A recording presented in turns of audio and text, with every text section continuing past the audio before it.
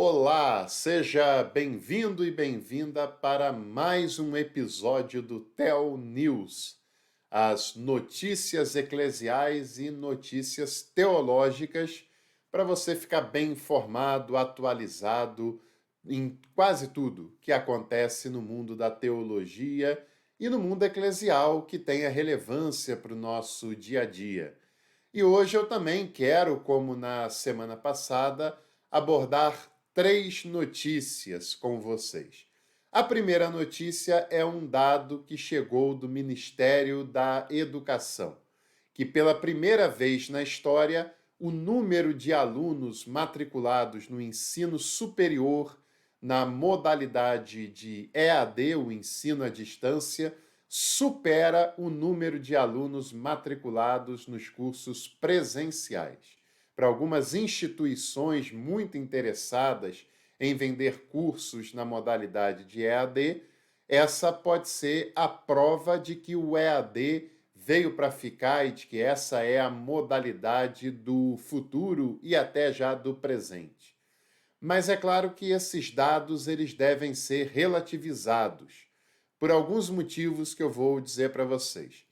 Em primeiro lugar, porque nós estamos recém-saídos de uma pandemia que durou mais de 2 anos, que fez milhares e milhares de vítimas no Brasil, que teve toda a dificuldade para a educação, por exemplo, e que causou distanciamento social, isolamento, e é claro que no campo da educação as questões de ensino à distância foram muito utilizados nesse momento profundamente fora da normalidade.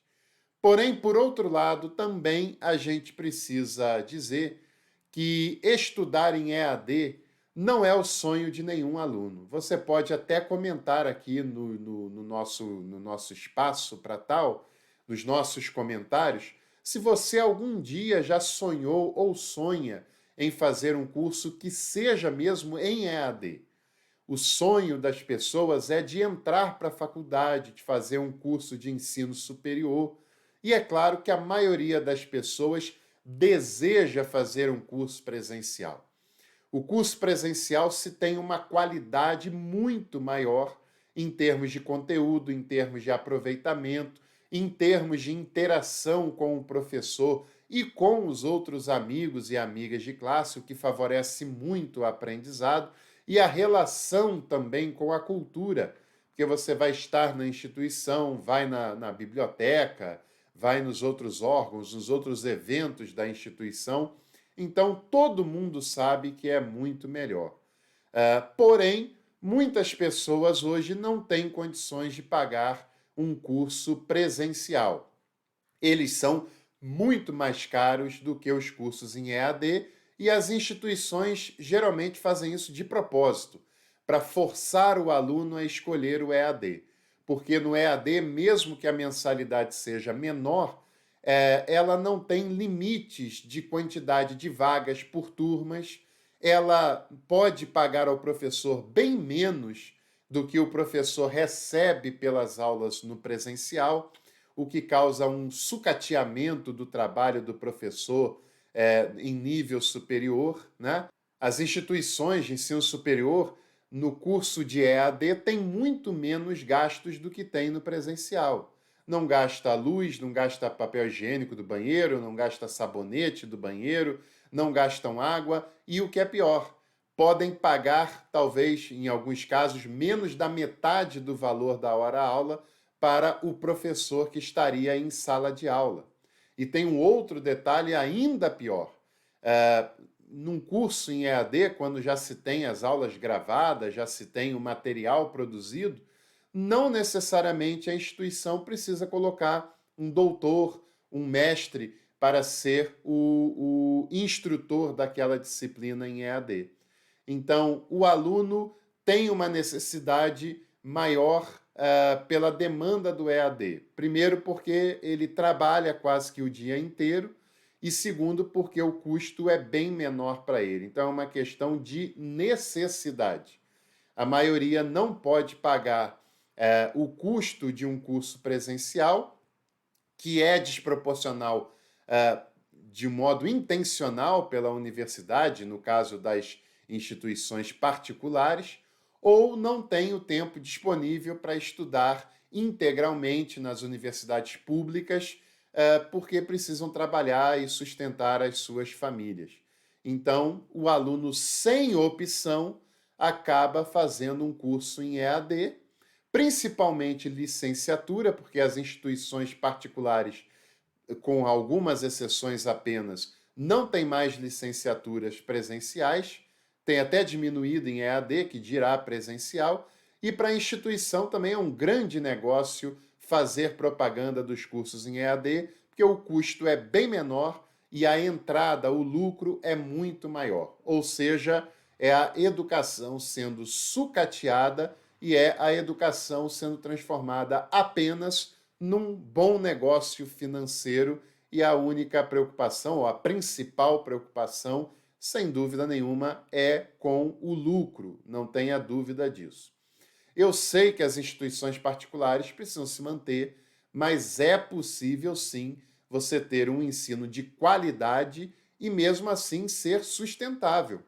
Porque você, se tivesse um horário disponível à noite, se tivesse um valor de mensalidade acessível, você com certeza iria optar pelo curso de maior qualidade. É a qualidade que chama aluno. Porém, as instituições querem ter o maior lucro possível com o menor custo, lamentavelmente. Bom, a segunda notícia é aquela que todo mundo já sabe, que faleceu aos 96 anos de idade a rainha Elizabeth II. O que isso tem a ver para a teologia e para a eclesiologia é que o monarca da Inglaterra não é apenas um chefe de Estado daquela nação, não é apenas o chefe de Estado do Reino Unido, mas é também o líder, ou no caso, a líder da Igreja da Inglaterra. Isso acontece desde a Reforma Protestante, desde a Reforma de Henrique VIII, em que, no seu ato de supremacia, a Igreja da Inglaterra se desliga da Igreja Católica Romana, né? Se desliga da autoridade eclesial do Papa de Roma. E, a partir daquele momento, o rei ou a rainha da Inglaterra passaram a ser o cabeça da Igreja da Inglaterra. Na prática, aquela igreja anglicana, a Igreja da Inglaterra, ela era uma igreja liturgicamente católica e teologicamente protestante. E no ato de supremacia daquele ano em diante, lá no século XVI, o monarca da Inglaterra passou a ser também o chefe da igreja na Inglaterra. A rainha Elizabeth ocupava esse cargo e agora é ocupado pelo rei Charles III, que, é claro, ele não lidera a igreja sozinho, ele tem o auxílio do arcebispo da Cantuária, que é a autoridade máxima no sentido eclesiástico da igreja. E a terceira e última notícia dessa Tel News é sobre a Igreja Metodista aqui no Brasil. Na verdade, não é uma notícia tão recente assim, aconteceu no final do ano passado, mas como teve pouca repercussão fora dos meios metodistas, eu queria abordar essa questão.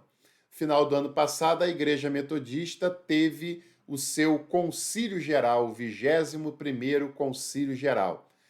A Igreja Metodista é uma igreja episcopal em que os seus bispos ou bispas são eleitos através do plenário do Concílio Geral, ou seja, pastores e leigos têm participação nessa votação que escolherá os bispos da igreja, que vão conduzir a igreja nos 6 anos seguintes. O que eu quero destacar com essa notícia é a representatividade da liderança maior da Igreja Metodista no Brasil. Eu considero que é uma das igrejas com maior pluralidade na sua representação da liderança maior, pelo menos entre as denominações aqui no Brasil. Por qual motivo? Dos 10 bispos da Igreja Metodista, 5 foram eleitos pela primeira vez no 21º Concílio Geral, o que mostra um espírito democrático e o que mostra também alternância no poder, o que é bastante interessante, não é? É um sinal de que não há aquela perpetuação no poder, como em muitas denominações acontecem. Outro dado interessante é que desses bispos, 3 bispos são negros. Eu sei que a proporção poderia ser ainda maior, porém você deve levar em consideração que se a gente comparar com as igrejas evangélicas e até católicas no Brasil afora, você vai ver que essa é uma proporção maior do que a grande maioria das igrejas. E também uma dessas novas lideranças é uma mulher, uma bispa mulher, né? Que já foi até maior esse número de bispas na Igreja Metodista. No concílio passado, por exemplo, teve até mais mulheres no cargo episcopal do que agora, mas o interessante é também notar que a Igreja Metodista ela aceita e reconhece plenamente o ministério feminino, tem pastoras, tem mulheres em cargos de liderança importantes, e as mulheres podem, inclusive, alcançar o maior cargo da Igreja Metodista, que é o cargo episcopal, como tem acontecido já há bastante tempo. Então, essa representatividade é para ser destacada, sim, num ambiente aqui no Brasil que ainda é profundamente fundamentalista, profundamente machista e com pouca possibilidade de alternância de poder. E a Igreja Metodista demonstra uma representatividade, uma pluralidade bastante interessante se a gente comparar com outras igrejas evangélicas protestantes no Brasil, tá bom? Então, esse foi mais um episódio do Theo News. Espero que você deixe seu like, compartilhe esse conteúdo. É claro, aqui nos comentários, escreva algo a respeito daquilo que a gente repercutiu. Você sabia dessa proporcionalidade da Igreja Metodista?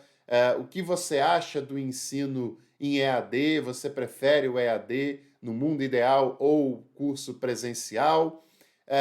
Comente aqui com a gente que a sua participação é muito importante. É claro, ative todas as notificações, porque em breve a gente volta com mais conteúdo. Um abraço e até lá!